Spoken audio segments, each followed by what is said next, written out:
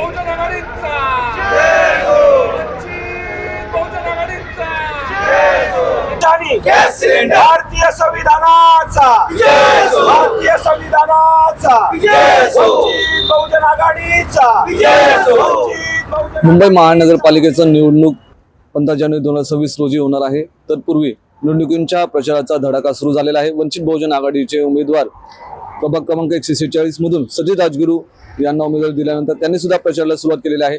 त्यांच्या कार्यालयामध्ये आपण आलेलो आहोत आणि त्यांच्याशी आपण थेट संवाद साधणार आहोत.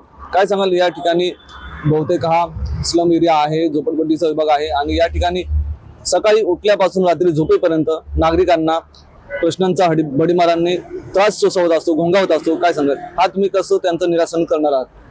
नमस्कार. आपल्या चॅनलचं मी आभार मानतो. प्रथमतः आपले आभार व्यक्त करतो. वंचित बहुजन आघाडी श्रद्धेय नेते बाळासाहेब आंबेडकर आणि काँग्रेस पार्टीचे सर्व आदरणीय राहुलजी गांधी यांचा संयुक्त युतीचा मी अधिकृत उमेदवार आहे. 146 वार्ड क्रमांकातून मी निवडणूक लढवत आहे. आणि आपण जे प्रश्न विचारल्याप्रमाणे या ठिकाणी हा पांजरापोळ, सह्याद्रीनगर हा जो परिसर आहे 146 वार्डातला, हा बहुतांश डोंगराळ भाग आहे. या ठिकाणच्या समस्या गेल्या अनेक वर्षांपासून, जवळपास 45 ते 60 वर्षापासून या समस्या आहेत तिथेच आहे. मग तिथे लोक असणाऱ्या घरांचा प्रश्न असेल, तिथे असणारा आरोग्याचा प्रश्न असेल, तिथे असणारा रोजगाराचा प्रश्न असेल, शिक्षणाचा प्रश्न असेल, असे अनेक प्रश्नांना वाचा फोडण्यासाठी आम्ही वंचित बहुजन आघाडी आणि काँग्रेस पक्षाच्या वतीने आम्ही हे उमेदवारी अर्ज, नामांकन अर्ज भरलेला आहे आणि प्रचाराला सुद्धा सुरुवात केलेली आहे. आमच्या जाहीरनाम्याचे प्रमुख मुद्दे हेच आहेत. लोकांच्या ज्या प्राथमिक गरजा, वॉटर मीटर, गटर, राशन या तर आहेच, परंतु सर्वसामान्यांच्या मुलांचा शिक्षणाचा प्रश्न आहे, तरुणांचा रोजगाराचा प्रश्न आहे, घरांचा प्रश्न आहे आणि आरोग्याचा प्रश्न आहे. या प्रश्नांवरती आम्ही आमच्या जाहीरनाम्यामध्ये नमूद केलेलं आहे. जसं की आपण सांगितलं की वॉटर, गटर, मीटर आणि वीज असेल आणि प्रमुख मूलभूत ज्या गरजा आहेत त्याला धरून आपण काम करत आहात. मात्र हे काम करत असताना प्रशासन असेल किंवा जे सत्ताधारी होते, लोकप्रतिनिधी होते त्यावेळेला ते काम करताना दिसत नाहीये. तर ही परिस्थिती कशी तुम्ही बदलणार? नक्कीच ही परिस्थिती वंचित बहुजन आघाडीच्या माध्यमातून आम्ही बदलणार. कारण ह्या परिस्थितीची आम्हाला जाण आहे. ज्या परिस्थितीमधून सर्वसामान्य जनता ही जात आहे, त्याच परिस्थितीतले चटके मला सुद्धा भासत आहेत. ज्या वेळेस इथे अनेक पांजरापोळ जोड रस्त्याचा प्रकल्प इथे आला आणि त्या प्रकल्प बाधित मधला मी एक प्रकल्प बाधित आहे. मला आडव्या झोपडपट्टीतून काढून उभ्या झोपडीत बसवलं. त्या झोपडीचा आज तिथे पाणी गळत आहे त्या बिल्डिंग मध्ये आणि त्याचा स्लॅब सुद्धा पडत आहे. त्यामुळे ह्या सुद्धा समस्या तिथे प्रामुख्याने आहेत. त्या इमारतींना ड्रेनेज सिस्टमची व्यवस्था शासनाने करून दिलेली नाही आणि जे इथले अगोदरचे लोकप्रतिनिधी होते, नगरसेवक होते, त्यांनी त्या स्वतः एक महिला आहेत, महिला सक्षमीकरणासाठी त्यांनी कोणतीही उपाययोजना इथे राबवलेली नाहीये. महिला बालकांच्या असेल त्या सुद्धा एक मातृत्व आहे त्यांच्याकडे. त्या आई असल्या कारणाने त्यांनी लहान मुलांचं संगोपन कसं व्हावं, त्यांचं मिड डे मील कसं असावं किंवा महानगरपालिकेच्या शाळेमध्ये ज्या ज्या उपाययोजना त्यांना मिळायला पाहिजेत स्टुडंट्सला, त्यांना ते मिळालेलं नाहीत. आजपर्यंत आमच्या विभागामध्ये एक चांगलं सुसज्ज असं स्टडी सेंटर नाही, त्या सुद्धा तयार करण्याचा आमचा मानस आहे. या ठिकाणी पाठीमागे जर आमच्या तुम्ही गेलात तर गेल्या 40 वर्षापासून शाळेसाठी एक भूखंड आरक्षित आहे. तो 40 वर्षापासून तिथे साधी एक वीटही रचली नाही.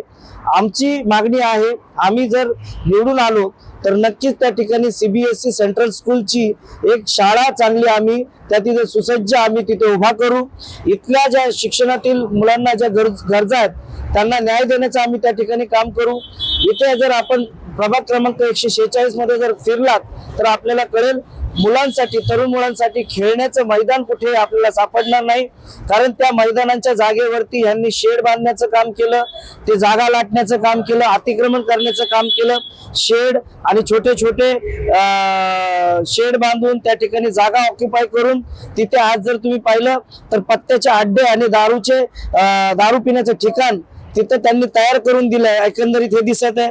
त्याच्यानंतर सह्याद्रीनगरचा पाण्याचा प्रश्न आहे. 2019 पासून पाण्याची टाकी प्रलंबित आहे. महानगरपालिका वारंवार कलेक्टरची एनओसी मागते.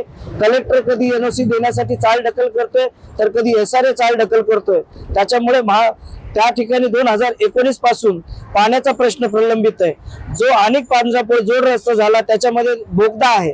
त्या बोगद्याच्या वरती 2000 झोपड्यात, त्या 2000 झोपड्यांचा प्रश्न प्रलंबित आहे. महानगरपालिकेने त्यांना माऊळगाव या ठिकाणी जिथे प्रदूषण जास्त आहे त्या ठिकाणच्या लोकांना दुसरीकडे पाठवण्याचं महानगरपालिकेचा मानस आहे आणि आमच्या पांढरापूरच्या झोपडीधारकांना तिथे वसवण्याचा मानस आहे. म्हणजे आगीतून पडले आणि आगीतून फुपाट्यात जाण्यासारखा तो एक भाग महानगरपालिकेने केलाय. आमची मागणी ही आहे की जिथे म्हाडा वसाहत आहे पांढरापूरमध्ये त्या ठिकाणी त्याच्या पाठीमागे 7.5 एकरचा मोकळा भूखंड RGPGच्या नावाखाली आरक्षित आहे. तो मोकळा भूखंड 2000 झोपडीधारकांना मोकळा करून त्या ठिकाणी सुसज्ज बिल्डिंग बांधून त्यांना तिथे स्थलांतरित करावं ही आमची मागणी आहे. ती आम्ही निवडून आल्याच्या नंतर पूर्ण करून घेऊ. वंचित बहुजन आघाडी आणि जे सपोर्ट करणारे पक्ष आहेत तर त्यांच्या वतीने तुम्हाला मिळालेली ही संधी तुम्ही यशस्वी तर कराल हा तुमचा प्रयत्न आहे. मात्र वंचित बहुजन आघाडीची हवा या ठिकाणी आहे अशी एक चर्चा आहे किंवा तुम्हाला नेमकं काय वाटतंय? मी तुम्हाला सांगू इच्छितो कारण मी 2024 मध्ये विधानसभा अणुशक्ती नगर विधानसभा ही मी लढलेलो आहे. स्थानिक भूमिपुत्र म्हणून मी अनेकांना विनंती केलेली आहे आणि त्या इलेक्शन मध्ये प्रभाग क्रमांक 146 मध्ये मला 5000च्या पुढे मतदान मी मिळवलेलं आहे. कारण या वंचित बहुजन आघाडीचं मतदान इथे जिवंत आहे आणि वंचित बहुजन आघाडीला मिळालेलं हे 5000च्या पुढचं मतदान. आणि आता आपण जर पाहिलं तर राष्ट्रीय काँग्रेस पार्टी आमच्या मदतीला आहे, जोडीला आहे, सोबतीला आहे. त्यामुळे नक्कीच त्यांच्याकडे असणारं मतदान, त्यांचे मतदार हे सायलेंट मतदार आहेत, गुप्त मतदार आहेत आणि त्यांनी एक चांगला दुजोरा दिलेला आहे. त्यांनी जागोजागी मला बोलून मला आमंत्रण दिलेलं आहे. मला त्यांनी यचोती असा माझा सत्कार केलेला आहे आणि त्यांनी आश्वासन दिलेलं आहे की नक्कीच यावेळेस काँग्रेस आणि वंचित बहुजन आघाडीचा युतीचा उमेदवार या ठिकाणी प्रभाग क्रमांक 146 मध्ये भरघोस मताने निवडून येईल. त्याच पद्धतीने मी एक जाहीर आवाहन करतो की मी मागे सुद्धा एक माझं विधानसभेचं इलेक्शन लोकवर्गणीतून लोकसहभागातून ते लढलेलो आहे. मी घरोघरी जाऊन लोकांना आव्हान केलेलं आहे की आपल्या कमाईचा मला 1 रुपया आपण जर दिलात तर तो 1 रुपया मी कर्जाच्या स्वरूपात माझ्या डोक्यावरती घेऊन जाईल. त्याची परतफेड मी पैशाच्या स्वरूपात नाही करणार पण कामाच्या स्वरूपात मी नक्कीच करेन. हा माझा डोनेशन बॉक्स आहे. या डोनेशन बॉक्सला मी कायम माझ्या सोबत ठेवतो. आपण बघताय की मी घरोघरी जातोय, लोकांचं प्रेम मला मिळतंय. मी फक्त 1 रुपया मागतोय तर लोक ह्याच्यामध्ये अक्षरशः 500, 1000, 2000 सुद्धा या माझ्या सिलेंडरच्या डोनेशन बॉक्स मध्ये टाकतायत. लोक मला भरभरून प्रेम देत आहेत कारण मी लोकांच्या ज्या इच्छा आहेत, लोकांच्या प्राथमिक समस्या आज आपण नेहमी नाली, पाणी, गटर वगैरे जरी पाहत असलो तरी प्राथमिक समस्या या मुलांच्या शिक्षणाच्या आहेत, तरुणांच्या रोजगाराच्या आहेत. शताब्दी हॉस्पिटल जर आपण पाहिलं ते प्रायव्हेट होत आहे आणि आमची मागणी आहे की ते गव्हर्नमेंटचं असावं. गव्हर्नमेंटने जर ती इमारत बांधली आहे तर ज्या पद्धतीने गव्हर्नमेंट केम हॉस्पिटल, सायन हॉस्पिटल, राजावाडी, नायर किंवा कस्तुरबा हॉस्पिटल हे मोठ्या हॉस्पिटल चालवतात त्याच पद्धतीने आमचं शताब्दी रुग्णालय सुद्धा चालवावं ही आमची मागणी आहे. आणि आम्ही जर त्याच्यामध्ये यशस्वी होतोय तर नक्की शताब्दी रुग्णालय हे गव्हर्नमेंटचं असेल.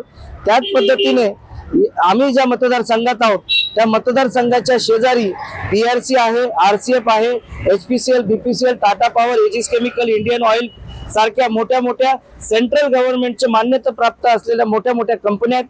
त्या ठिकाणी त्यांच्या GRच्या अंतर्गत अशी एक मागणी आहे की त्या स्थानिक भूमिपुत्रांना 80% रोजगार हा प्राथमिक दर्जामध्ये दिला पाहिजे. तेथे असलेल्या लोकांना त्यांच्या केमिकलचा त्रास होतो, RCFच्या अमोनियाचा त्रास होतो, BRCच्या रेडिएशनचा त्रास होतो. त्याच्यामुळे त्यांचं आरोग्य चांगलं राहावं याच्यासाठी किमान आम्हाला मेडिक्लेमची व्यवस्था करावी. अन्यथा आमच्यासाठी सुसज्ज असं हॉस्पिटल त्यांनी उभं करावं. त्याच्यामधून आम्हाला आमच्या आरोग्याला पुढे आमचं आरोग्य राहील याच्यासाठी त्यांनी उपाययोजना करावी. त्याच्यानंतर त्यांच्या सभोवताला असणारा स्लम तो त्यांनी डेव्हलप करावा, तिथल्या असलेल्या झोपडीधारकांना चांगल्या सुसज्ज इमारती त्यांनी बांधून द्याव्या अशी आमची मागणी आहे. त्याच्यानंतर त्यांनी आमच्या मुलांसाठी शाळा उघडाव्यात, आमच्या लहान मुलांना शाळा उघडून त्यांना शिक्षण देऊन, त्यांना इंटर्नशिप फेलोशिप देऊन, त्यांना त्यांच्या कंपनीमध्ये अप्रेंटिस जर दिली तर पुढे आमची मुलं सायंटिस्ट होतील, डॉक्टर होतील, इंजिनियर होतील, हा आमचा मानस आहे. या सगळ्या आमच्या मागण्या आहेत आणि नक्कीच आम्ही जर निवडून येतोय तर ह्या मागण्या आम्ही पूर्ण करू. नक्कीच आपण बघितलं या ठिकाणी जे उमेदवार असतात ते आश्वासन देतात, मात्र सुधीर राजगुरू यांनी प्रभाग क्रमांक 146 असेल किंवा आसपासचा परिसर असेल या ठिकाणी काही वर्षांपासून सामाजिक कार्याला सुरुवात केलेली आहे आणि राजकारणात मध्ये सुद्धा त्यांनी सुरुवात केलेली आहे की समाजकारण सुद्धा राजकारणातून करता येतं. मात्र त्यांच्या म्हणण्यानुसार त्यांनी म्हटलेलं आहे की ज्या मूलभूत गरजा आहेत त्यांना तर ते त्याच्यावरती भर देण्याच आहेत नागरिकांच्या समस्या सोडवण्यासाठी. मात्र त्या व्यतिरिक्त ज्या काही मूलभूत गरजांच्या व्यतिरिक्त काही गरजा असतात त्यासाठी सुद्धा ते प्रयत्नरत राहणार आहेत. मी विनोद कांबळे, व्हिडिओ जर्नलिस्ट अमरीश लाडसह आवाज इंडिया मराठी, मुंबई.